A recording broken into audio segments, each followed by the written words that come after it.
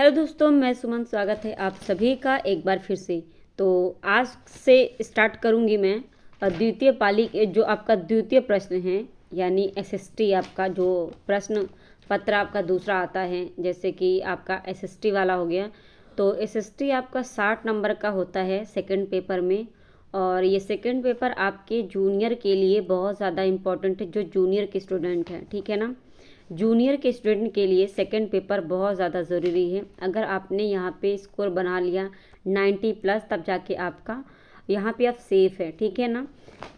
आप अपने अगर जो है अपने स्टेट में हैं, जैसे कि चाहे आप अपने बिहार से हों चाहे यूपी से हों, तो अपने अपने स्टेट में तो सबको, या तो आप जैसे जनरल में नहीं है, ओबीसी हो गया, जनरल को छोड़ के जितने भी कैटेगरी है उनमें 82 पासिंग होती हैं। लेकिन अगर आप अदर किसी जैसे और जनरल का जो होता है, तो जनरल का 90 होगा तभी वो पास माना जाता है। बात करें यहीं पे सीटेट की, तो यहाँ पे 82 जो है ये सिर्फ और सिर्फ जनरल को छोड़कर अदर जो कैटेगरी है उनके लिए होता है। बात करें अलग जो यही चीज़ क्या आपके अदर स्टेट में चल सकता है? नहीं। आप अगर जो है अदर स्टेट में जाते हैं, तो चाहे आप किसी भी कैटेगरी से हो, जनरल से हो, ओबीसी से हो, या एसटी एससी जिससे भी होंगे, आप किसी भी कैटेगरी में जब के हों, आप किसी अदर स्टेट में जाते हैं तो आप जनरल से फाइट करते हैं, ठीक है ना। जैसे कि आपने देखा होगा बिहार का जब आपने पेपर दिया था, वहाँ पे आपका, हालांकि वहाँ पे जो है महिला होने की वजह से वहाँ पे क्या किया गया था, 55% मांगा गया था, यानी 85 पे आपका हो गया था। वरना आपका अगर ये स्पेलिसिटी नहीं रखी जाती तो आपका 90 होना ज़रूरी था, महिला हो चाहे पुरुष। तो आपने देखा होगा पुरुष के लिए तो 90 था, लेकिन महिलाओं के लिए थोड़ी छूट मिल गई थी। तो ये थी जानकारी आपके पास होने की सीटेट की। सेकेंड पेपर और फर्स्ट पेपर आपका बहुत इंपॉर्टेंट। सेकेंड पेपर आपका जूनियर के लिए होता है, फर्स्ट पेपर आपका प्राइमरी के लिए होता है, ठीक है ना। तो अभी प्राइमरी का मैं नहीं शुरुआत करूँगी, हालांकि जूनियर में थोड़ा सा बहुत ज़्यादा नहीं मिलता है प्रैक्टिस सेट यहाँ पे यूट्यूब पे, इसलिए मैं जूनियर का लेकर आई हूँ। और जूनियर का ये सारे के सारे प्रैक्टिस सेट आप देखेंगे, सारे प्रीवियस ईयर ही होंगे, ठीक है ना। तो सारे प्रीवियस ईयर की लेकर चलूँगी। ये आज जो मैं बात करूँगी, ये बात करूँगी आपका 10 जनवरी 2022 को जो एग्ज़ाम हुआ था आपका, ये सारे के सारे आप जानते हैं कि सीबीटी पे हुआ था, यानी ऑनलाइन हुए थे, इसलिए इतने सारे ये प्रश्न बन चुके हैं।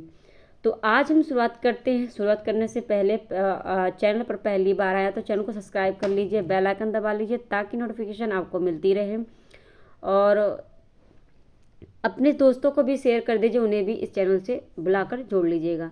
चलिए शुरुआत करते हैं पहले क्वेश्चन से। और पहला क्वेश्चन है हमारा, मिले हुए साक्ष्यों का पूरा स्थल के साथ मिलान कीजिए। यानी ये आपके साक्ष्य हो गए, हड्डियां, और ये पूरा स्थल हो गई। तो ये जो हड्डियां हैं, ज्वार बाजरा मवेशी भेड़ बकरी सूअर, ये कहाँ से मिले हैं ये देखना है। गेहूं और दलहन ये कहाँ से मिले हैं? मिट्टी पर जो है आपका खुरों के चिन्ह, और जो है आपका चावल और जानवरों की हड्डियों के टुकड़े, ये कहाँ साक्ष्य मिले हैं? तो चावल का साक्ष्य आप जानते हैं कोल्डिहवा से है, ठीक है ना। चावल का साक्ष्य आपका कहाँ से है? कोल्डिहवा से, ये हमने पढ़ा है। और बात करें यहाँ पर, तो पहले का आपका हो जाएगा, यहाँ पे देखें अगर, हाँ यहाँ पे अगर देखें आप, छोटा करना पड़ेगा थोड़ा। बात करें यहाँ पे अगर ज्वार बाजरा मवेशी भेड़ और बकरी सूअर, इसका साक्ष्य जो मिलता है, ये मिलता है आपका हल्लूर आंध्र प्रदेश से। हल्लूर आंध्र प्रदेश से इसका साक्ष्य मिलता है।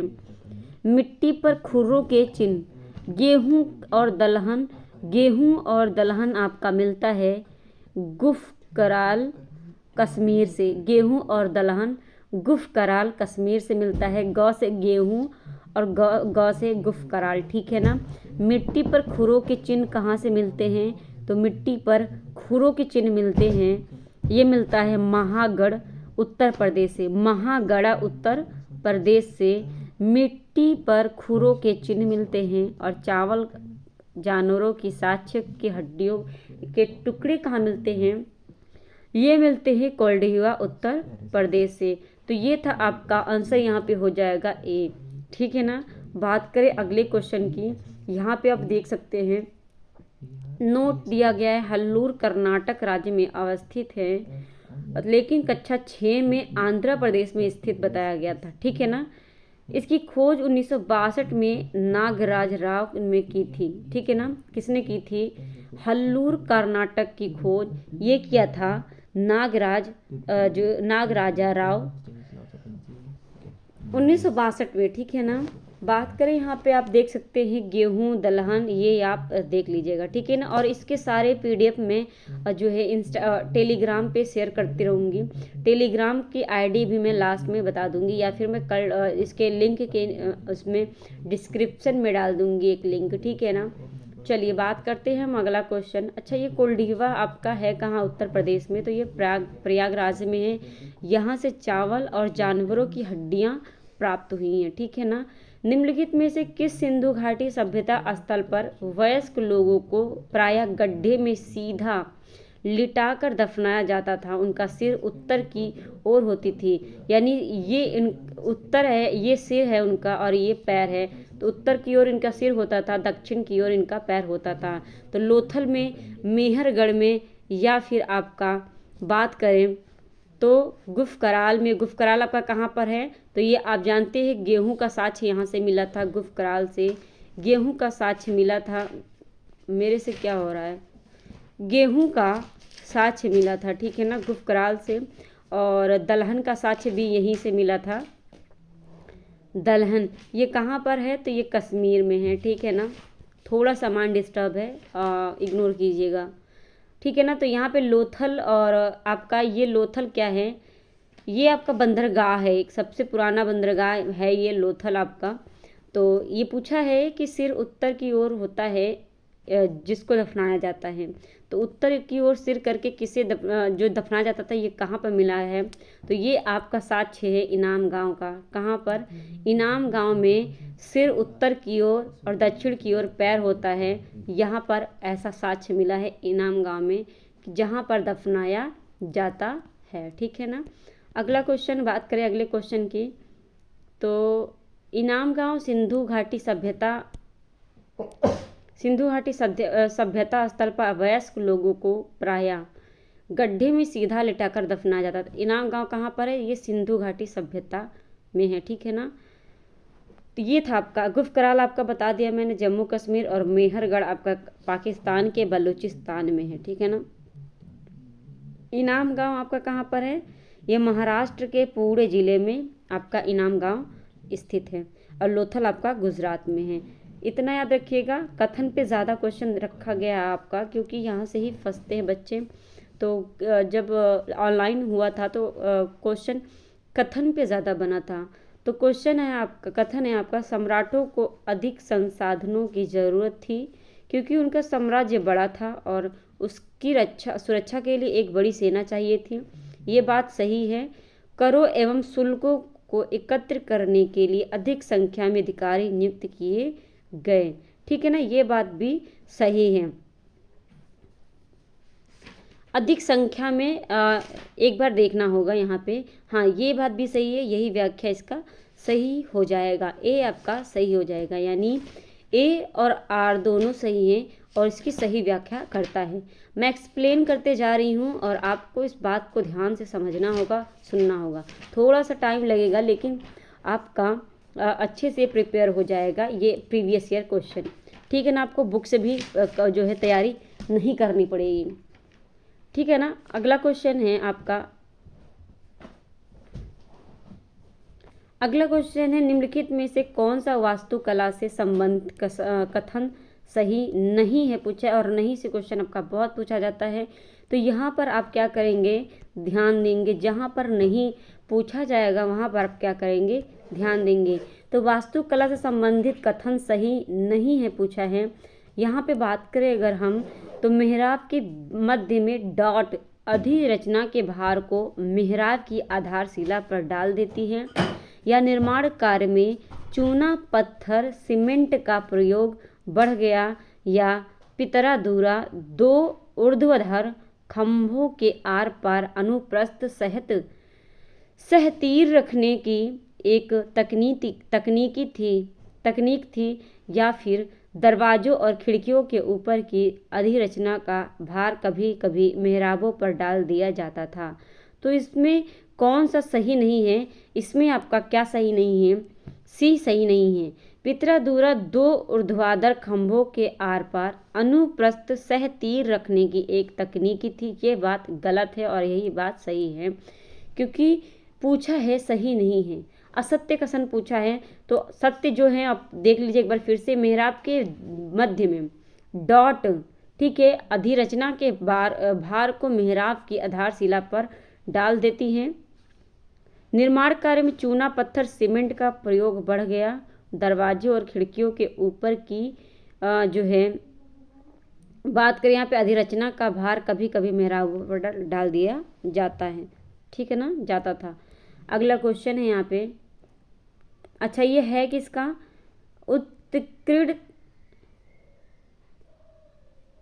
उत्कीर्णित संगमरमर अथवा बलुआ पत्थर पर रंगीन ठोस पत्थरों को दबाकर बनाए गए सुंदर तथा अलंकृत नमूने ये होते हैं। कौन, ये जो आपके संगमरमर होते हैं, संगमरमर या बलुआ पत्थर पर रंगीन ठोस पत्थरों को दबाकर बनाए गए सुंदर तथा अलंकृत नमूने। पितरादूरा क्या कहलाता है, तो पितरादूरा इसी को कहते हैं जो संगमरमर पर किया जाता है, जो है कलाकारी की जाती है, ठीक है ना। पितरादूरा शाहजहां के द्वारा अपने शासनकाल के दौरान शुरू की गई थी। तो ये ध्यान रखना है कि पितरादूरा किसके समय में स्टार्ट हुआ था, तो ये शाहजहां के समय में स्टार्ट हुआ था। पितरादूरा कहलाता क्या है, तो ये ठोस पत्थरों को दबाकर या फिर संगमरमर के जो है संगमरमर पर उत्कीर्ण किए गए जो इसके जो अलंकृत नमूने होते हैं या सुंदर आकृतियां होती हैं, उन्हें क्या कहते हैं, पितरादूरा कहते हैं, ठीक है ना। और शाहजहां के काल को क्या कहा जाता था, स्वर्ण काल कहा गया है। शाहजहां के काल को दिल्ली का लाल किला, आगरा का ताजमहल पितरादूरा का प्रसिद्ध और सुंदर उदाहरण है, ठीक है ना।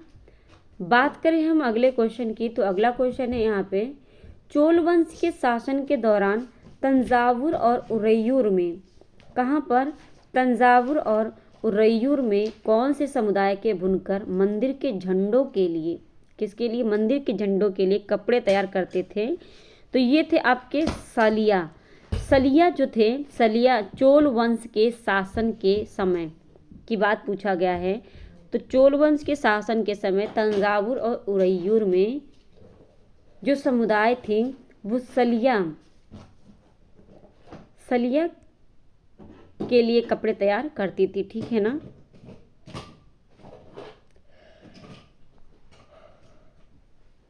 बात करें यहाँ पे चोल वंश के दौरान तंजावुर और उरैयूर में सलिया समुदाय, ये कौन थे, सलिया समुदाय थे, ठीक है ना। ये बुनकर कौन थे, सलिया समुदाय के थे ये बुनकर, ठीक है ना। ये क्या करते थे, मंदिर के झंडों के लिए कपड़े तैयार करते थे।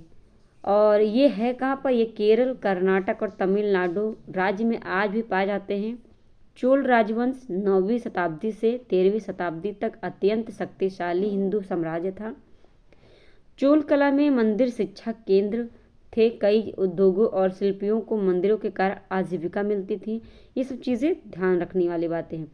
मोस्ट इम्पॉर्टेंट यहाँ पे चोल वंश का संस्थापक कौन था, ये बहुत ज़्यादा इम्पॉर्टेंट है, तो इसे आप ध्यान रखेंगे कि चोल वंश का जो संस्थापक था वो कौन था, तो ये विजयालय था। कौन था, विजयालय।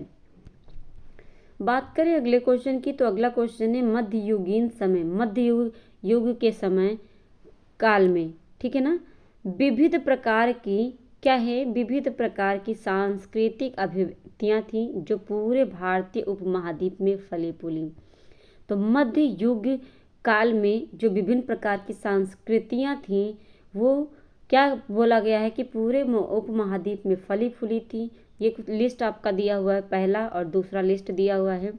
एक तरफ आपका लिखा है कि व्याकरण तथा काव्य शास्त्र ये कहाँ है, रसमंजरी में या लीला तिलकम में, कथक में या घराने में। तो यहाँ पे अगर बात करें कहानी सुनाना, विशिष्ट शैली या लघु चित्र, ये कहाँ पर दिया जाएगा, ये किससे मिलाएं, तो आप देखेंगे यहाँ पे तो आंसर एक बार देखना पड़ेगा मुझे, बी। बात करें यहाँ पे तो बी में यहाँ पे आ जाएगा ये, तो व्याकरण तथा, आप यहाँ पे देख लीजिए, व्याकरण तथा जो है काव्य शास्त्र किससे संबंधित है, लीला तिलकम से। कहानी सुनाना ये कथक से संबंधित है, और विशिष्ट शैली ये घराना से संबंधित है, लघु चित्र रस मंजरी से संबंधित है।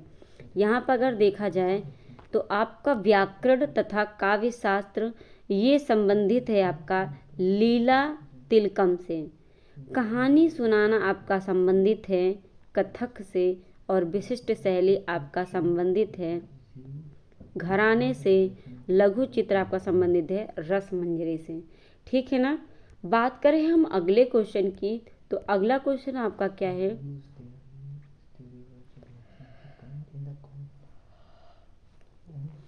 अगला क्वेश्चन है निम्नलिखित जनजातियों का उनके क्षेत्रों जहाँ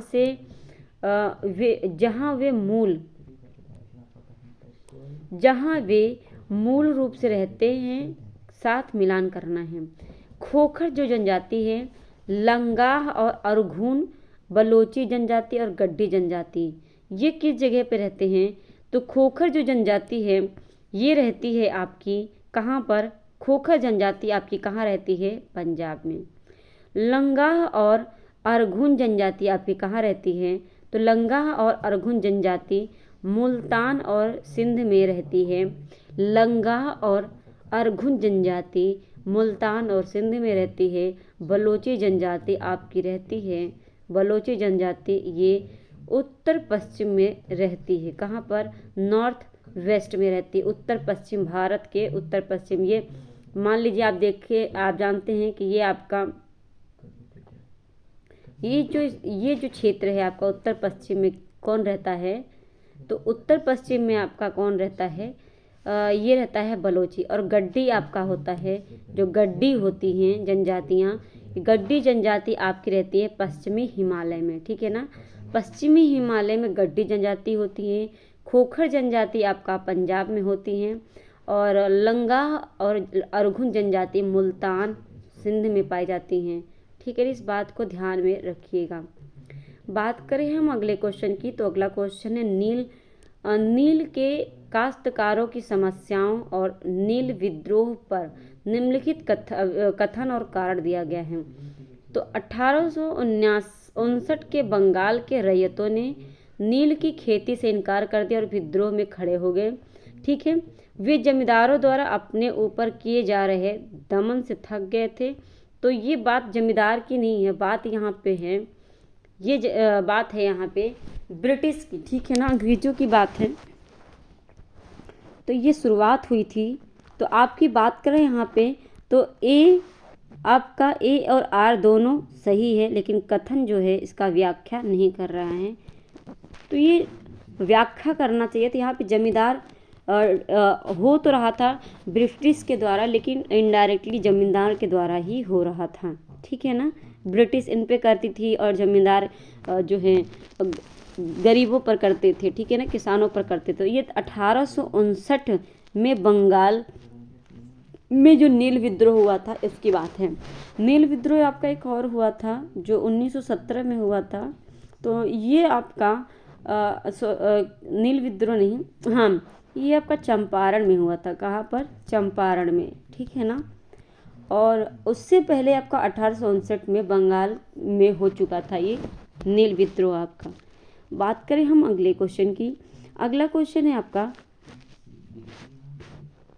अच्छा यहाँ पे एक बुक दे रखी है सिंधु दीनबंधु मित्र, इनकी पुस्तक है, नाटक है नील दर्पण। ये ध्यान रखिएगा, इसी में सारी चीज़ें देखने को मिलती हैं।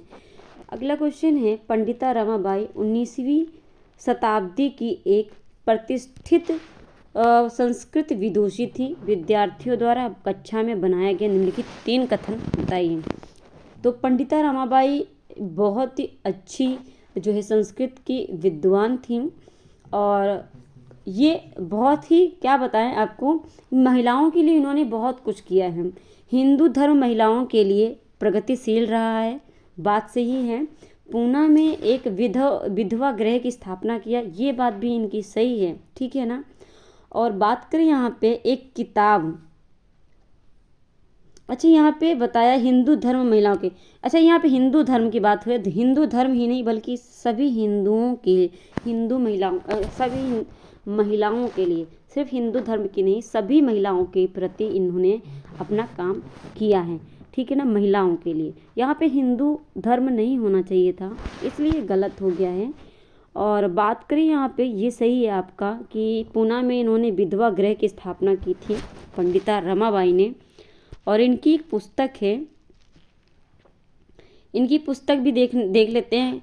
एक किताब पुस्तक लिखी स्त्री पुरुष तुलना, जिसमें पुरुषों और महिलाओं के बीच मौजूद सामाजिक भिन्नताओं की आलोचना की गई थी। ऐसे विकल्प का चयन कीजिए जो उनके जीवन से और विचारों को दर्शाता हो। ऐसा नहीं है, यहाँ पे आपका बी सही हो जाएगा, ठीक है ना। बी यानी सिर्फ इसमें आपका सही हो जाएगा क्या, तो ये विधवा गृह की स्थापना किया था इन्होंने पूना में। और यहाँ पे बात करें पंडिता रमाबाई मेडिकल की पढ़ाई के लिए ब्रिटेन की गई हुई थी। और 1919 में ब्रिटिश सरकार ने उन्हें केसर ए हिंद के तमगे से नवाजा था। यानी केसर ए हिंद से किसे नवाजा गया था, कौन सी महिला थी, ऐसा पूछा जाएगा आपसे। तो ये 1919 में पंडिता रमाबाई को केसर ए हिंद के नाम से किसे और जाना जाता है पुरुष में, ये आप जरा बताइएगा कमेंट बॉक्स में, ठीक है ना। तो बात करें हम यहाँ पे, तो पंडिता रमाबाई को जो है केसर ए हिंद के जो है उससे नवाजा गया था। और रमाबाई 7 भाषाएं जानती थी। पंडिता रमाबाई धर्म परिवर्तन कर ईसाई बन गई थी बाद में ये, ठीक है ना। अगला क्वेश्चन है, निम्नलिखित में से काश्तकार का चाबुक किसने लिखी, केशव चंद्र सेन ने, हेनरी डेरोजियो ने, या पंडिता रमाबाई ने, या ज्योतिराव फूले ने। तो काश्तकार चाबुक कल्टीवेटर विपकोड किसने किया है, ये किसने लिखी है, ये पुस्तक है किसकी, तो ये किसकी पुस्तक है,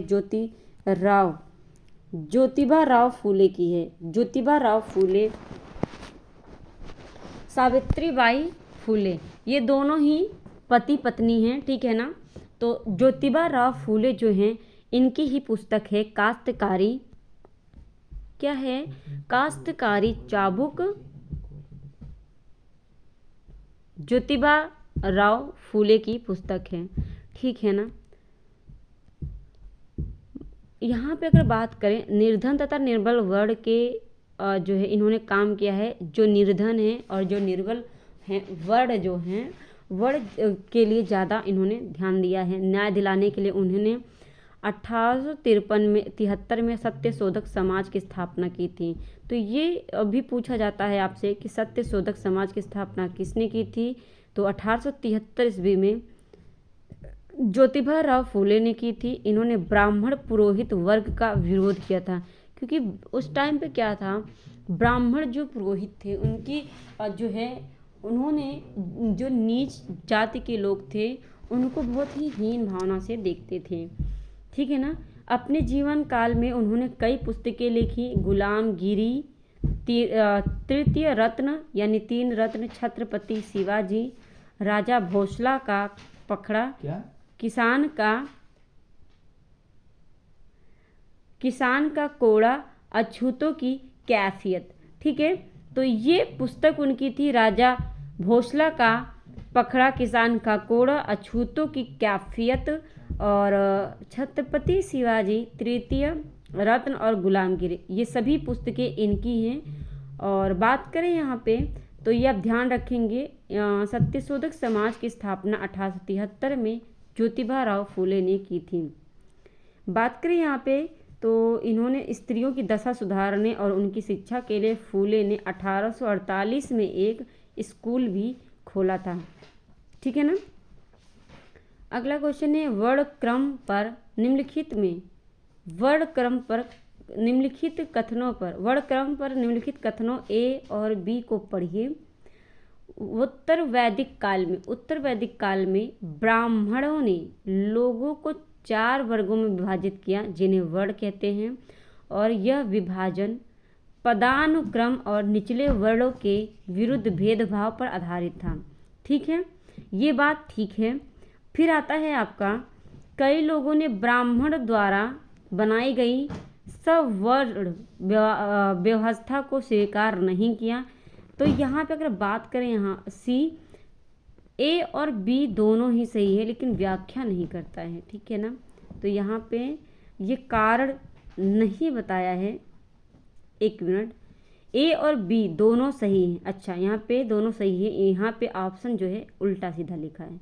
तो यहाँ पे मैं बात करूँ यहाँ पे, तो कुछ लोगों ने स्वीकार नहीं किया था वर्ण व्यवस्था को, तो ये ब्राह्मणों की देन है, उत्तर वैदिक काल के ब्राह्मणों की देन है। उन्होंने ही 4 वर्णों में विभाजित किया है लोगों को।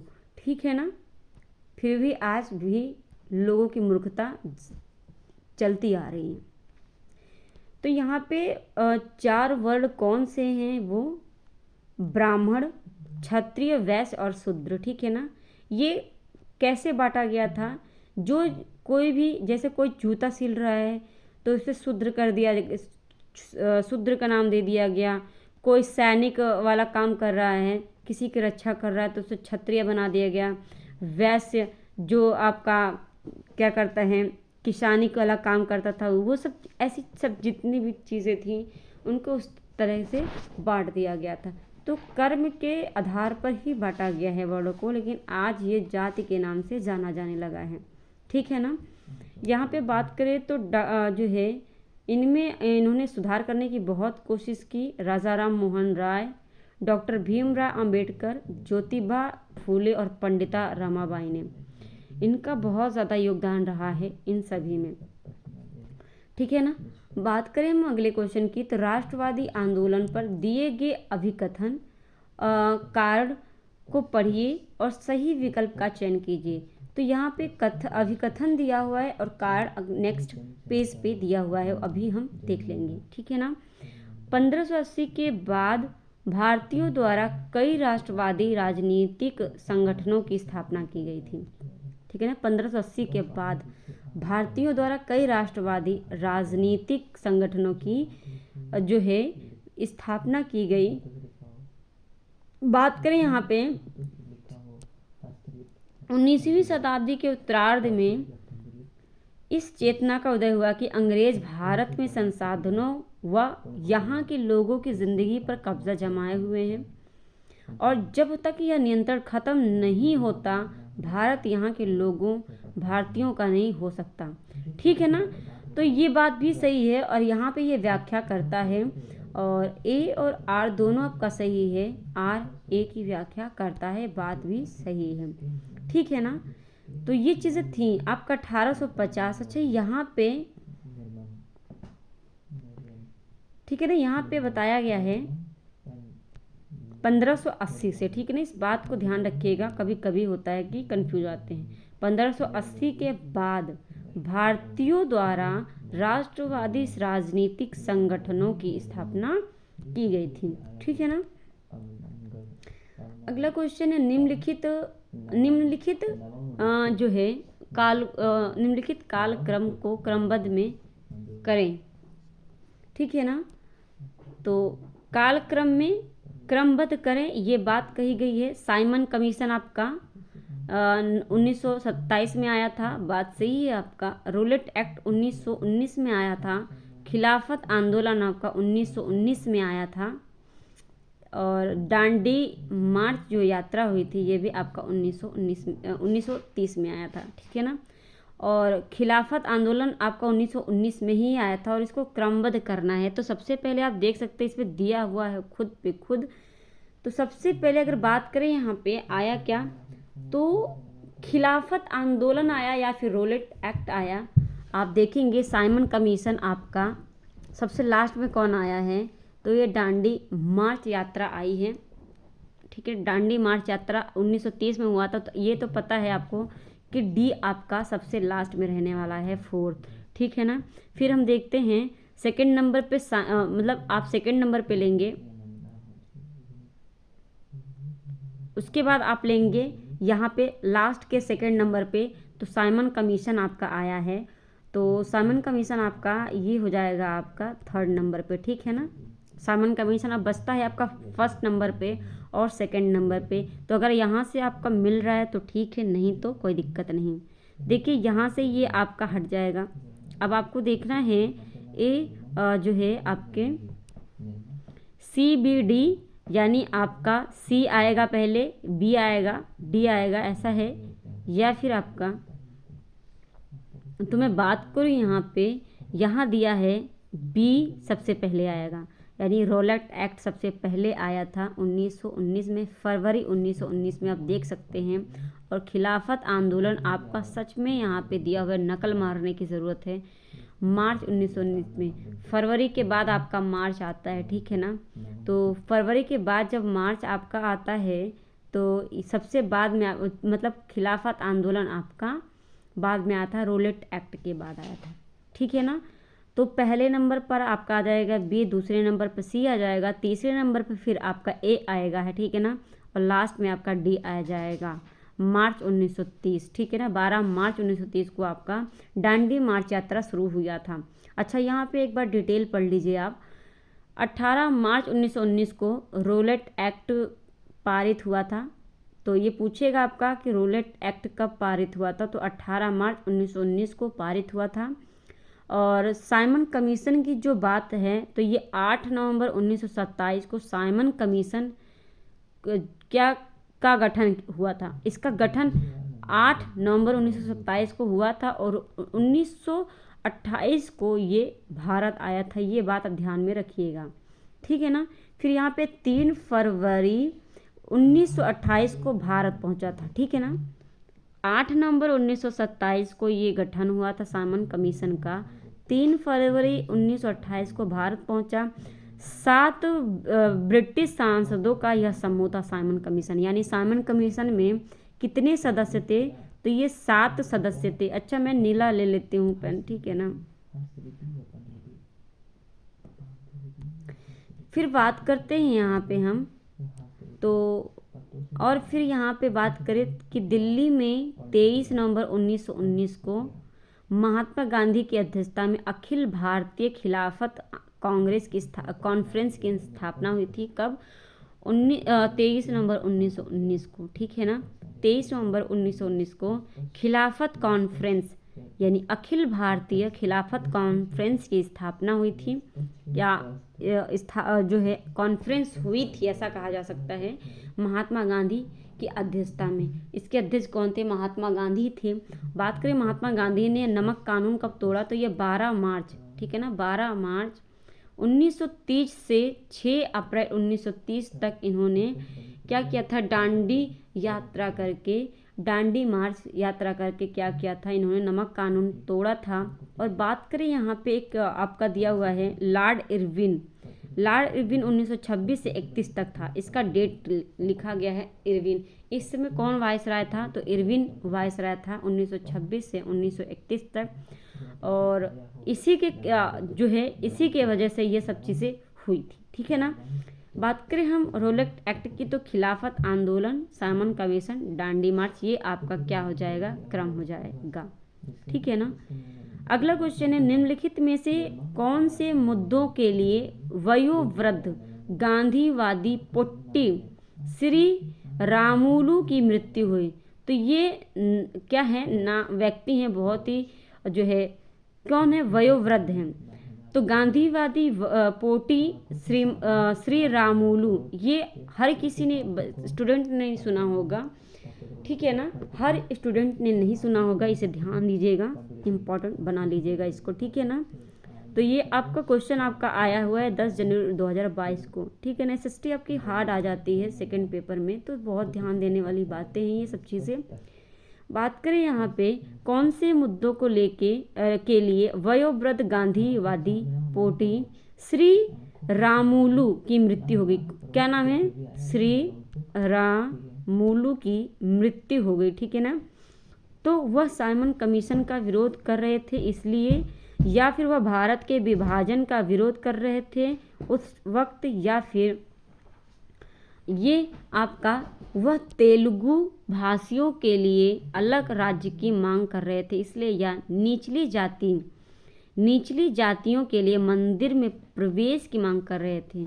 तो यहाँ पे अगर बात करें तो ये देखिए नाम भी क्या है, नाम भी आपका दक्षिण एरिया के हिसाब से है, तो उस हिसाब से आप ले लेंगे, तो तुक्का मार लीजिए आप। तो समझने के लिए आप तेलुगु समझ लीजिए, ठीक है ना।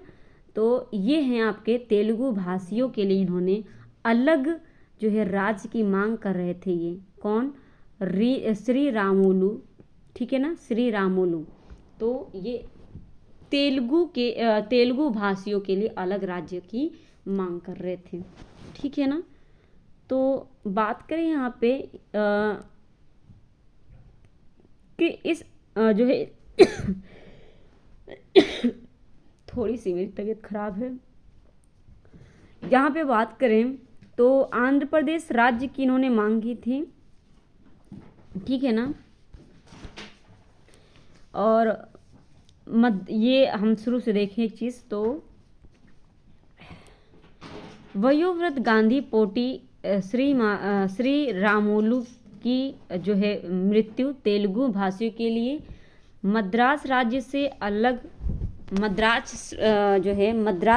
अलग आंध्र प्रदेश राज्य की मांग करते हुए आमरण अनशन 98 दिन हुई थी इनकी, ठीक है ना। 98 दिन इनकी मृत्यु हुई थी। ये मांग कर रहे थे आंध्र प्रदेश की, ठीक है ना, मद्रास से अलग मांग कर रहे थे। बात करें यहाँ पे 1 अक्टूबर 1953 को भाषा के आधार पर भारत पहला राज्य आंध्र प्रदेश का गठन हुआ था, ठीक है ना। तो ये क्वेश्चन आपका बहुत इम्पोर्टेंट है, आपसे पूछा जाता है हर बार कि भाषा के आधार पर पहला राज्य कौन सा अलग हुआ है, तो वो होगा आपका आंध्र प्रदेश 1 नवंबर 1953 को, ठीक है ना। और यहाँ पे बात करें अगर तो श्री रामुलु जो है नमक सत्याग्रह, व्यक्ति सत्याग्रह और भारत छोड़ो आंदोलन में जेल की सजाएं भोगी थी। इन्होंने इसमें क्या किया था, सहायता किया था। आंध्र क्षेत्र के लिए अपने आत्म बलिदान के लिए श्री रामुलु को आंध्र प्रदेश क्षेत्र में क्या किया जाता है, अमरजीवी, अमर होने के रूप में सम्मानित किया जाता है, ठीक है ना। चलिए अगला क्वेश्चन है कथन पढ़कर सही विकल्प का चयन करें। और कथन है आपका बुद्ध अपनी कक्षा में एक चक्कर पूरा करने में 88 दिन लगाता है 88 दिन लगाता है। ये बात सही है क्योंकि यह सूर्य के सबसे समीप होता है, ठीक है ना। सौरमंडल के सभी 8 ग्रह सूर्य के चारों ओर अपने निश्चित दीर्घ वृत्ताकार पथ पर चलते, इसे कक्षा कहते हैं। ये बात भी सही है, ठीक है ना। तो ए आर दोनों ही आपके सही हैं और ए आर की जो है आर ए की व्याख्या करता है, ये बात भी सही है, ठीक है ना। अगला क्वेश्चन है आपका, अच्छा यहाँ पे एक चीज़ हम देख लेते हैं कि सबसे कम समय जो करता है, चक्कर लगाता है, ये बुध हो जाता है। सबसे ज़्यादा जो समय लगता है ये सूर्य की सबसे अधिक सीमा जो है वरुण लगाता है, ठीक है ना। सूर्य की सबसे ज़्यादा जो चक्कर लगाता है ज़्यादा टाइम तक, ये लगाता है आपका कौन, नेपच्यून, जिसे आप कहते हैं वरुण। और वरुण सूर्य से काफ़ी दूर है, 164 साल लगते हैं इसको, ठीक है ना। तो यहाँ पे आप देख सकते हैं ये सूर्य से दूरी के जो है अनुसार है। मैं यहाँ पे बता देती हूँ, 1 मिनट। बात करें हम यहाँ पर तो ये मान लीजिए आपका मान लीजिए सूर्य, ठीक है ना। 1 मिनट, मेरा सूर्य भी नहीं बन रहा, देख रहे हैं। जिंदगी में कभी सूर्य तो बनाया नहीं मैंने इससे। ये सूर्य हो गया। और फिर आपका आ जाता है यहाँ पे, बात करें यहाँ पे तो अब ये मान लीजिए बुध ग्रह हो गया। और ये आपका हो जाएगा शुक्र, ठीक है ना। ये आपका क्या हो जाएगा, शुक्र हो जाएगा। यहाँ पे आप शुक्र ले लीजिए। ये आपका हो जाएगा पृथ्वी, और ये आपका हो जाएगा मंगल, ये हो जाएगा बृहस्पति, और ये आपका हो जाएगा शनि, और ये यूरेनस यानी जिसे आप अरुण कहते हैं, और ये नेपच्यून आपका जिसे आप वरुण कहते हैं, ठीक है ना। तो ये चीज़ें आपकी यहाँ पर देखने को मिलेंगी। तो ये चीज़ें आपके क्रम में हैं, ये आपकी क्या है, क्रम में है, ठीक है ना। मैं यहाँ पे अगर लिख दूँ तो ये आपका क्या हो जाएगा, बुध हो जाएगा, ये बुध हो जाएगा, और ये आपका हो जाएगा शुक्र, ठीक है ना। ये आपका हो जाएगा सूर्य, सूर्य के आप देख रहे हैं ये दूरी है, दूरी के अनुसार है, सूर्य से दूरी के अनुसार ग्रह हैं, और यही क्या करते हैं, अपने निश्चित क्रम में जो है चक्कर लगाते रहते हैं वृत्ताकार पथ पर, ठीक है ना। उसके बाद आपका आ जाता है पृथ्वी, ठीक है ना। फिर ये आपका मंगल आ जाता है। फिर ये सबसे बड़ा आपका माना जाता है, सबसे बड़ा ग्रह कौन सा है, बृहस्पति, इसलिए मैंने इसको बड़ा बना दिया है। फिर बृहस्पति और जो है शनि के बीच में छल्ले पाए जाते हैं, ठीक है ना, वलय पाई जाती हैं, इसे आप जानते हैं। तो ये शनि का छल्ला भी पाया जाता है इसमें, आप देखे होंगे शनि के यहाँ पर ऐसे छल्ला पाया जाता है ना, आपने देखा होगा शनि में पाया जाता है। और एक चीज़ और पूछा जाता है, और जो छोटे छोटे कण होते हैं तो ये कहाँ पाए जाते हैं, पेटियाँ, क्षुद्र, तो ये सब क्षुद्र ग्रह यहाँ पे पाई जाती हैं, इनके बीच में पाया जाता है, ये इनके बीच में पाया जाता है, ठीक है ना। फिर हम बात करें अगर, तो ये आपका हो जाएगा अरुण हो जाएगा, और ये आपका हो जाएगा वरुण, ठीक है ना। सबसे ठंडा यही ग्रह होता है, जो है आपका वरुण हो जाएगा, क्योंकि सबसे दूरी पर है। तो सबसे ज़्यादा टाइम यही लगाता है, 164 दिन आपका टाइम लगाता है, और सबसे कम टाइम लगाता है चक्कर लगाने में 28 दिन कौन, जो है बुध। अच्छा, मैं यहीं पर एक चीज़ और बता दूं अगर, तो यहाँ पे अगर एक चीज़ और मैं बता दूं, जैसे कि ये आपका सूर्य था, ठीक है ना, और ये आपका बुध था, और ये आपका शुक्र था, और ये आपका पृथ्वी था। अगर मैं कहूँ यहाँ पे कि सबसे जो है गर्म कौन सा ग्रह है, तो आप समझेंगे कौन है सबसे पास में, बुध, तो बुध हो जाएगा, गलत हो जाएगा यहीं पे। सबसे गर्म ग्रह आपका शुक्र हो जाएगा, ठीक है ना। इस बात को आप ध्यान में रखिएगा, क्योंकि यहाँ पे बहुत सारी गैसें पाई जाती हैं, ठीक है ना। तो ये चीज़ें ध्यान रखिएगा। इतना मैंने एक्सप्लेन कर दिया। अब चलते हैं हम आगे के क्वेश्चन की बात करें अगर, तो यदि ग्रीनविच में दोपहर 12 बजे, अगर दोपहर में 12 बजा है ग्रीनविच पर, ठीक है ना, तो 30 डिग्री पूर्व में क्या समय होगा। ये मान लीजिए आपका ग्लोब है। अच्छा, मैं पतला ही कर लेती हूँ, बार बार क्या ही करना। ये आपका ग्लोब है, ठीक है ना, और ये आपका ग्रीनविच है, ठीक है ना। ये मान के चलिए ग्रीनविच है, ठीक है ना, ठीक है ना। अगर आप देखते हैं तो ये ऐसे कुछ रहता है, देशांतर रेखाएं आपकी ऐसे ही तो होती हैं, ठीक है ना। तो आप अगर 20 से पृथ्वी को डिवाइड करते हैं, बीचों बीच से डिवाइड करें अगर पृथ्वी को, तो ऐसे डिवाइड होगा। ये आपका पश्चिम हो जाएगा, ठीक है ना, और ये आपका हो जाएगा पूर्व हो जाएगा, ठीक है ना। तो पश्चिम, या क्या पूछा इन्होंने कि दोपहर के 12 बजे हैं, ठीक है ना, किस पर, ग्रीनविच पर, यानी आपका यहाँ पर क्या बजा है, 12 बजा है यहाँ पर। तो इसके पूर्व में जब आप 30 डिग्री जाएंगे तो क्या हो जाएगा, तो 30 डिग्री जब जाएंगे आप, तो यहाँ पे दोपहर का ही होगा। यहाँ पे क्या बताएं, यहाँ पर आप 10 तो होगा नहीं, ठीक है ना, 10 नहीं होगा, और यहाँ पे 1 भी नहीं होगा। 12 बजा है तो 30 डिग्री की बात कर रहा है यहाँ पे, तो ये हो जाएगा आपका 2 बज जाएगा, ठीक है ना। क्या हो जाएगा, 2 बजेगा। जब आप यहाँ से जब जाएंगे तो 1 डिग्री आप देखेंगे, ठीक है ना। 30 डिग्री जब जाएंगे आप, तब देखेंगे यहाँ पे तो आपका ये 2 बज रहा होगा। ठीक है, क्या क्या बज रहा होगा? 2 बज रहा होगा। आप देख सकते हैं यहाँ पे। तो यहाँ पे एक चीज़ और बताया भी गया है कैसे, मैं यहाँ पे बताऊँ तो 1 मिनट जो आपका 1 डिग्री बराबर होता है एक चार क्या होता है, एक पूर्वी देशांतर में आने में जाने में समय जो लगता है 1 मिनट, यानी 1 डिग्री में आपका कितना समय लगता है? तो 4 मिनट लगता है। तो 30 डिग्री में कितना समय लगेगा? तो 30 डिग्री को 4 से गुणा कर देंगे, यानी 4 मिनट से गुणा कर देंगे। 4 तियाई 12, 120 मिनट हुआ। अब 120 यानी इसको 60-60 कर लीजिए। ठीक है ना, टुकड़ा कर लीजिए 60-60। 1 घंटे में जो है आपका 60 मिनट लगता है, तो 2 घंटे में 120। ठीक है ना, तो ये आपका हो जाएगा। अगर आप फिर 60 से अगर डिवाइड कर देंगे 120 को तो कितना आ जाएगा? 2 घंटा हो जाएगा, यानी 2 बज रहा होगा। तो 12 बजे हैं तो 30 डिग्री आपका पूरब में जाएगा, तो ये 2 बज रहा होगा। ठीक है ना, तो ये भी यहाँ पे ऑप्शन में देखना होगा कि 2 कौन सा बजा रहा है। देखिए यहाँ पे तो इन्होंने नहीं दिया हुआ है, लेकिन हालांकि आपको अगर फंसाना होगा तो यहाँ पे मध्याह्न की जगह यहाँ पे जो है पीएम की जगह पे यहाँ पे एएम भी देते हैं। तो अगर आपने ध्यान नहीं दिया तो आप एएम पे टिक लगा सकते हैं। ठीक है ना, तो इस बात को ध्यान में रखना है। ठीक है ना, तो ये आपका सही हो जाएगा। आई होप आपको समझ में आ गया होगा।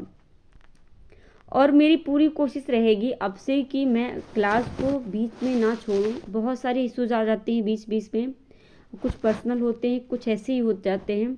तो मैं कोशिश करूँगी कि आप क्लासेस ना छोड़ूं। ठीक है ना,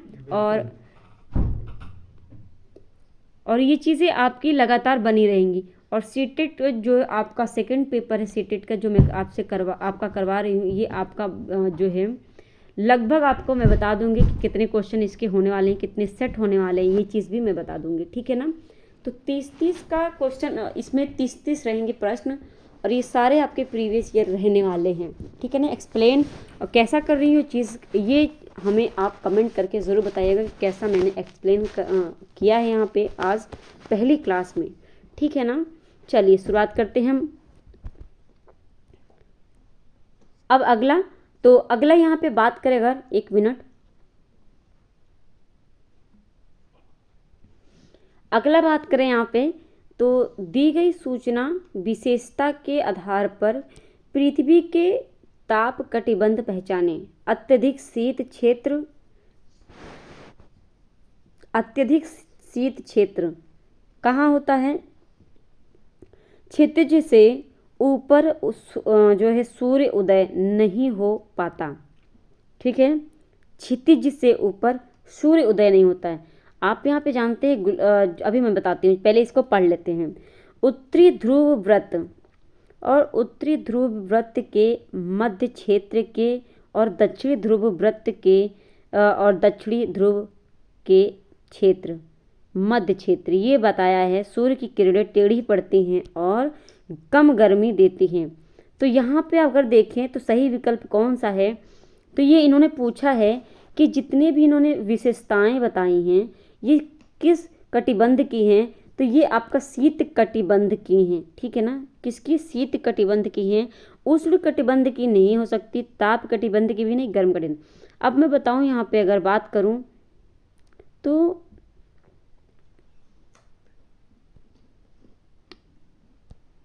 ये आपका हो जाएगा, मान लीजिए मैं बताऊं तो यहाँ पे ये आपका ग्लोब है। ठीक है ना, और बात करूं यहाँ पे तो ये आपका हो जाएगा ग्लोब है, और बीचों बीच 0 डिग्री यानी विषुवत रेखा गुजरता है। ठीक है ना, इतना समझ में आ गया। फिर आप देखते हैं कि 23.5 डिग्री दक्षिणी, 23.5 डिग्री दक्षिणी, ये क्या है? मकर रेखा है। ठीक है ना, 23.5 डिग्री ऊपर आपका जो है उत्तरी, ये आपका हो जाएगा कर्क रेखा। ठीक है ना, इसके ऊपर आप जाते हैं तो ये 66 डिग्री होता है। ठीक है ना, और दक्षिण में 66 डिग्री, तो ये क्या है? ये उत्तरी ध्रुव वृत्त है। ठीक है ना, उत्तरी ध्रुव वृत्त है ये, और ये दक्षिणी ध्रुव वृत्त है। तो इनके बीच का पूछा है यहाँ पे, साफ साफ मैं थोड़ा सा यहाँ पे जूम करके बताती हूँ।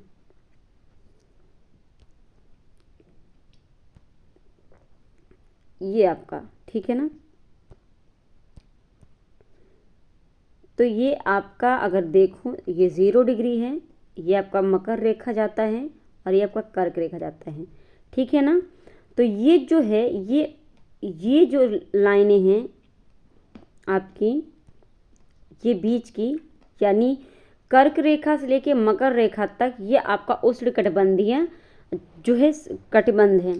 इसके ऊपर आप देखेंगे ये आपका जो 66.5 डिग्री जो 66.5 डिग्री है उत्तरी ध्रुव, और ये दक्षिणी ध्रुव जो 66.5 डिग्री, ये बीच की जो जगह है ना, बीच की जो ये आपका जगह है, इसे ही आप क्या कहते हैं, इसे ही आप कहते हैं शीत कटिबंध। यानी 23.5 डिग्री से लेके 66.5 डिग्री के बीच की जो जगह है ये शीत कटिबंध है, ठीक है ना। और यहाँ पे जब ये सूर्य है, ये सूर्य क्या करता है, हमेशा सीधी जो है सीधी रेखा नहीं पड़ता है, ये तिरछी रेखा पर, जब कर्क रेखा पर ये पहुँचता है और ये तिरछी जो है इसकी जो किरणें होती हैं तिरछी पड़ती हैं, ठीक है ना। तो यहाँ तक इसकी जो किरणें हैं पहुँच नहीं पाती, जिसकी वजह से यहाँ पे शीत होता है, ठीक है ना। तो ये चीज़ें मैं समझाने की कोशिश कर रही थी, आई होप समझ में आ गया होगा। बात करें यहाँ पे अगर, तो इसका आंसर हो जाएगा शीत कटिबंध, ठीक है ना। और उष्ण कटिबंध आपका मैंने बता दिया कि कौन सा होता है, ठीक है ना। अब बात करें हम अगले क्वेश्चन की।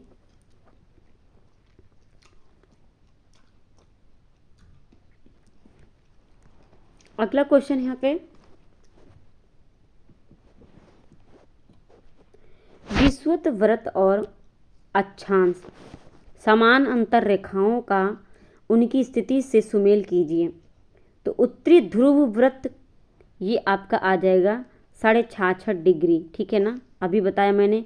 मकर रेखा, तो ये साउथ की बात है, तो मकर रेखा 23.5 डिग्री साउथ में, ठीक है ना। विषुवत रेखा, अब देखिए यहाँ पे, अच्छा यहाँ पे अगर बात करूँ मैं, तो विषुवत रेखा आपका आ जाए, एक चीज़, मकर रेखा आपका 23.5 डिग्री साउथ में, ठीक है ना। विषुवत रेखा आपका 0 डिग्री, उत्तरी ध्रुव ये आपका आ जाएगा नॉर्थ 90 डिग्री उत्तर, और उत्तरी ध्रुव आपका आ जाएगा 66.5 डिग्री, ठीक है ना। ये व्रत की बात है यहाँ पे, उत्तरी ध्रुव और उत्तरी व्रत में बहुत अंतर होता है, ठीक है ना। तो ये था आपका यहाँ पे। अब यहाँ पे देख लीजिएगा आप ऑप्शन में, तो ऑप्शन में आपका आ जाएगा ऑप्शन सी आपका सही हो जाएगा, ठीक है ना। आप देख सकते हैं यहाँ पे चीज़ें आपकी यहाँ पे एक्सप्लेन है, ठीक है ना। ये सारे आपका PDF जो है मिल जाएगा टेलीग्राम पर, ठीक है ना। बात करें हम अगले क्वेश्चन की, निम्नलिखित में से कौन सा कथन पर्यावरण की सही व्याख्या है। तो पर्यावरण की सही व्याख्या पूछा है, किसी सजीव के चारों ओर का स्थान वस्तुएं एवं प्रकृति होती है, या केवल मानवीय हो ही नहीं सकती, पृथ्वी पर जैविक और अजैविक दोनों परिस्थितियां, या फिर बात करूं यहाँ पर तो मानवकृत और प्राकृतिक सभी दृश्य प्रपंच घटनाएं। तो इसमें कौन सा हो जाएगा, बी को काट दीजिए, बाकी आपकी सभी हो जाएंगी ए, सी और डी, ऑप्शन ए हो जाएगा, ठीक है ना। ऑप्शन ए सही है। अगला क्वेश्चन है आपका, यहाँ पे एक चीज़ ध्यान रखिएगा कि ये आपसे पूछ सकता है कि पर्यावरण है, इनको 2 शब्दों से लिया गया है, परि प्लस आवरण। और परि का अर्थ है चारों ओर, परि का अर्थ क्या है, चारों ओर, और आवरण का अर्थ है घिरा हुआ। तो ये आपसे पूछ सकता है।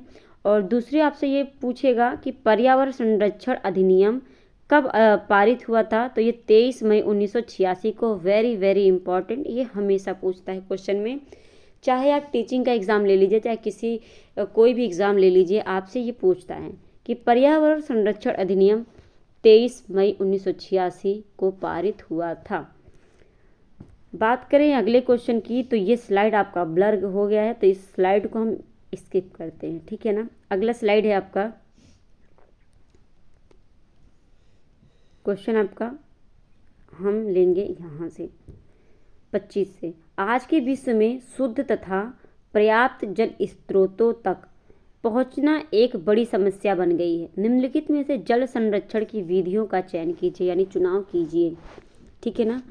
तो जल संरक्षण की विधियों का चुनाव कैसे करना है कि कैसे आप जल को बचा सकते हैं। उचित रूप से पंक्तिबद्ध सिंचाई करने वाले नहरें या फिर स्प्रिंकलरों का उपयोग, टपकन यानी ड्रिप प्रणाली जो होती है विधि से सिंचाई करना। देखिए ड्रिप प्रणाली से तो आप कर सकते हैं। गहरे कुएं खोदना, ये बात थोड़ी अजीब है। जल संग्रहण करना, देखिए वाटर जो है हार्वेस्टिंग तो ज़रूरी है। ठीक है ना, वाटर हार्वेस्टिंग ज़रूरी है आपका। और यहाँ पे बात करें तो सी छोड़कर आपका हो जाएगा ए, बी और डी। और यहाँ पे ए, बी, डी कहाँ देखने को मिलता है? ऑप्शन सी में। ए और बी, डी आपका ऑप्शन सी हो जाएगा। मैंने सही बताया। ठीक है ना, ये चीज़ है।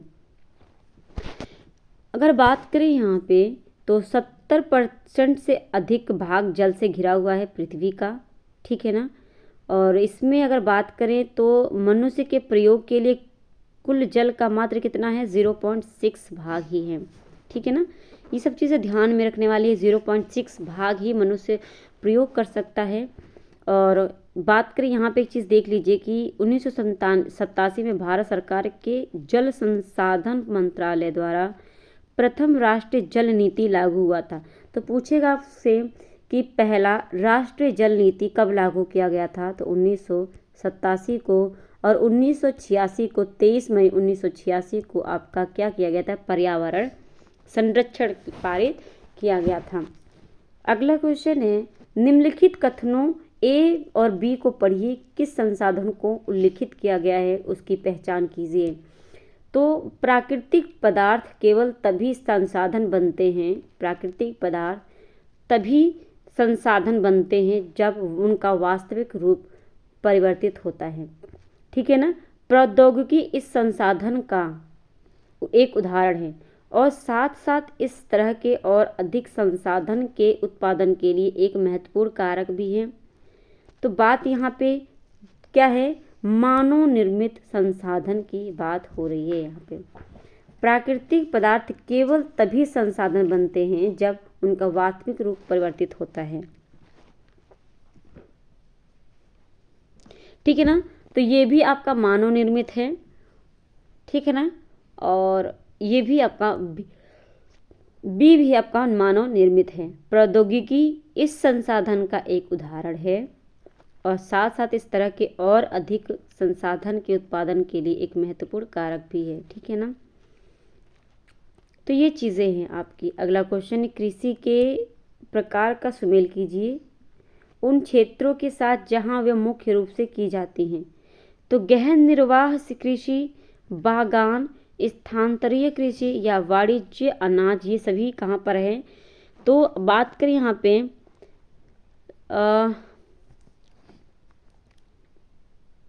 गहन निर्वाह कृषि आपका कहाँ पर होता है?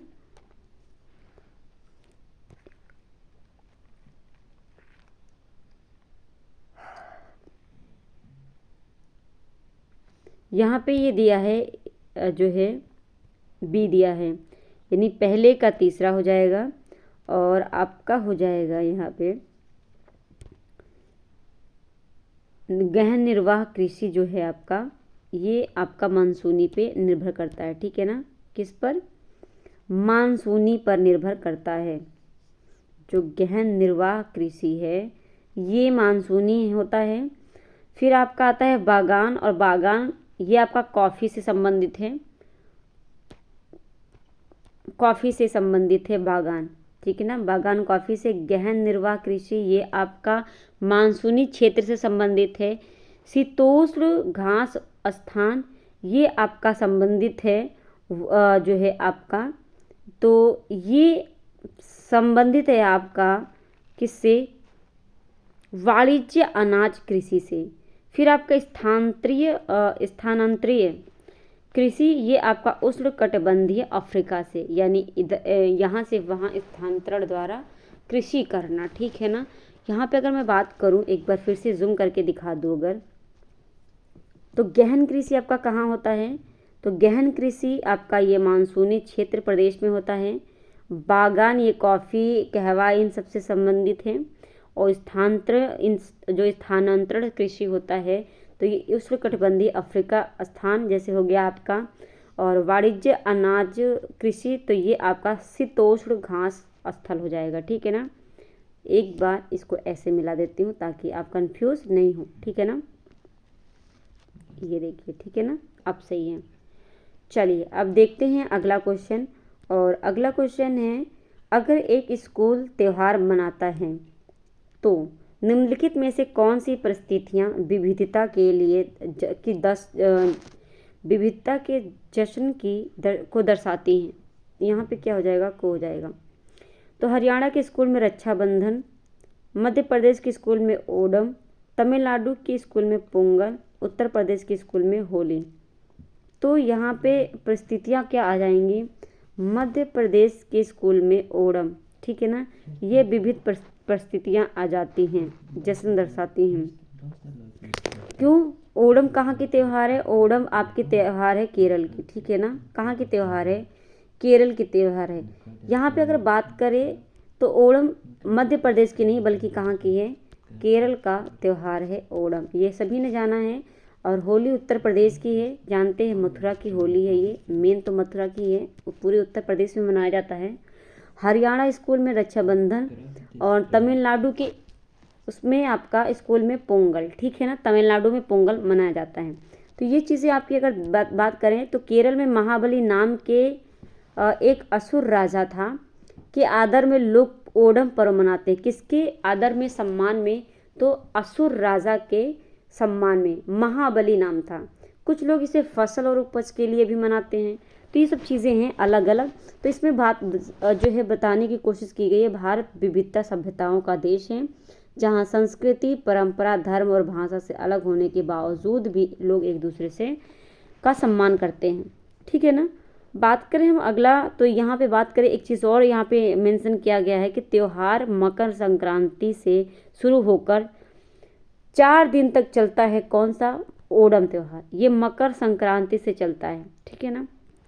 अगला क्वेश्चन है, किसे अनेकता में एकता का विचार दिया है, किसने अनेकता में एकता का विचार तो एक ही दिया है, कौन, जवाहरलाल नेहरू ने दिया है।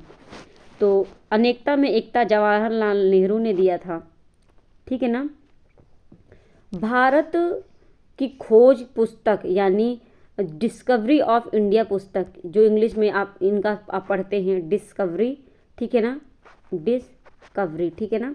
तो ये डिस्कवरी ऑफ इंडिया या भारत की खोज पुस्तक किसकी है, पंडित जवाहरलाल नेहरू की है। और इनकी इन्होंने ये इस पुस्तक को प्रकाशित किया, तो ये पुस्तक को प्रकाशित किया था 1946 यानी 1946 में, ठीक है ना।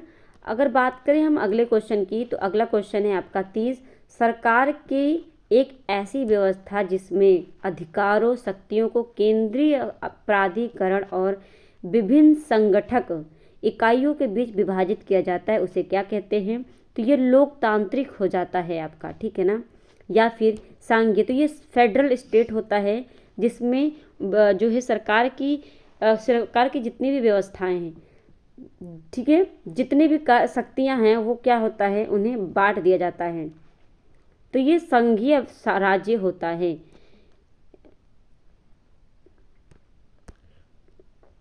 यहाँ पे अगर बात करें तो साम्यवादी होगा नहीं, गलत बात, एकात्मक नहीं, लोकतांत्रिक राज्य की बात भी नहीं है। यहाँ पे बात करें यहाँ पे तो आंसर आपका क्या हो जाएगा,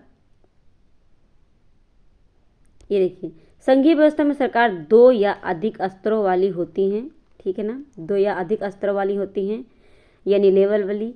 इस व्यवस्था में अलग अलग स्तर की सरकार एक नागरिक समूह पर शासन करती हैं। लोकतंत्र शासन का एक ऐसा रूप है जिसमें शासक का चुनाव लोग करते हैं, ठीक है ना। तो ये लोकतंत्र की बात हो रही है। यहाँ पे बात इन्होंने किया है कि सरकार की एक ऐसी व्यवस्था जिसमें अधिकारों, शक्तियों को केंद्रीय प्राधिकरण और विभिन्न संगठक इकाइयों के बीच बांट दिया जाता है। तो ये आपका हो जाएगा संघीय राज की बात की जाती है। अगला, अच्छा, एकात्मक शासन क्या होता है, तो इसमें एक ही स्तर की होती है, कानून बनाना, लागू करना सब एक के हाथ में होता है। ये ब्रिटेन और फ्रांस में है। साम्यवादी जो है तो ये आप देखेंगे तो आपको देखने को मिलेगा, ये चाइना में देखने को मिलेगा, ठीक है ना। ये साम्यवादी चाइना का है। बात करें यहाँ पे 31, निम्नलिखित में से कौन सा ग्राम पंचायत के सचिव की नियुक्ति करता है। तो ग्राम पंचायत के सचिव की नियुक्ति गवर्नमेंट करती है, यानी सरकार करती है। ग्राम पंचायत के सचिव की बात हुई है। तो सेक्रेटरी जो होता है, जिसे आप सेक्रेटरी कहते हैं, आप जानते हैं प्रधान जो होता है सेक्रेटरी होता है प्रधान के साथ एक। तो सचिव की जो नियुक्ति होती है सरकार करती है, ठीक है ना, सरकार के द्वारा ये चुना जाता है। तो मुझे इसलिए पता है क्योंकि मेरे पापा थे। तो यहाँ पे अगर बात करें सरपंच का कार्यकाल कितना होता है, तो 5 साल सरपंच का कार्यकाल होता है। पंचायत राज की सबसे ऊपरी संस्था कौन सी होती है, जिला परिषद। आपने पढ़ा होगा कि पंचायत व्यवस्था ये आपका कब आया था, 1959 में। वहाँ कहाँ से, नागौर में सबसे पहले इसकी स्थापना हुई थी, ठीक है ना, नागौर में। उसके बाद आपका आंध्र प्रदेश में। तो ये जो पंचायत है त्रिस्तरीय, ये दिया था बलवंत राय मेहता ने। तो ये ग्राम पंचायत और आपका हो जाएगा जिला परिषद, ये सभी चीज़ें जितनी भी हैं ये आपके 3 लेवल पे भी थी और उनमें से सबसे ऊपर आपका था जिला परिषद, ठीक है ना। ये देखिए यहाँ पे आपका देखने को मिलेगा ग्राम पंचायत, सरकार और ग्राम सभा के बीच एक कड़ी मूल है कौन, ये आपका सचिव होता है, सचिव, ठीक है ना। बात करें हम यहाँ पे अगला है तो कथनों को पढ़कर सही विकल्प चयन कीजिए। कथन है खेतीहर श्रमिकों को साल भर नियमित काम नहीं मिलता है। सही बात है, उन्हें साल भर कहाँ काम मिलता है। भूस्वामी दूसरे गांव से सस्ते श्रमिक ढूंढने जाते हैं। तो ये बात भी सही है, ठीक है ना। जो भूस्वामी होते हैं, यहाँ पे अगर बात करें तो ए और आर दोनों सही तो हैं, लेकिन जो आर है ए की व्याख्या नहीं करता है, ठीक है ना। बात करें हम अगले क्वेश्चन की। अगला क्वेश्चन है एक आदर्श लोकतंत्र में वास्तविक शक्ति का स्रोत क्या होता है, जो सोर्स होता है वो क्या होता है एक लोकतंत्र, आदर्श लोकतंत्र में। तो ये आपका सोर्स जो होता है जनता होता है। शक्ति का वास्तविक स्रोत जो पावर होता है, पावर किसके हाथ में होता है, तो ये होता है जनता के हाथ में, ठीक है ना। शक्ति का स्रोत, सोर्स। क्यों ऐसा होता है, तो अमेरिका के राष्ट्रपति अब्राहम लिंकन की परिभाषा है। उन्होंने कहा है लोकतंत्र जनता के लिए जनता द्वारा शासन है। लोकतंत्र में जनता ही सत्ताधारी होती है, उसकी अनुमति से शासन होता है। लोकतांत्रिक शासन का स्वरूप अधिक जवाबदेही वाला होता है।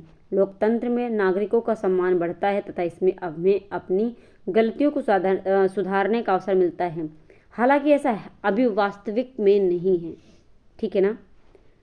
वास्तविकता में आप देखें तो ऐसा है नहीं, लेकिन होना यही चाहिए था, ठीक है ना। अगला क्वेश्चन की बात करें। अगला क्वेश्चन है निम्नलिखित में से कौन से रूढ़िबद्ध धारणा, अब यहाँ पे आ जाएगा साइकोलॉजी की बात। रूढ़िबद्ध धारणा का उदाहरण है लड़कियां भावुक, मृदुभाषी और कोमल होती हैं, ठीक है। लड़के उद्यमी और शारीरिक रूप से बलवान होते हैं। लड़के और लड़कियां गणित में अच्छे होते हैं, ठीक है। तो इसमें कौन सा आपका जो है ये रूढ़िबद्ध धारणा है।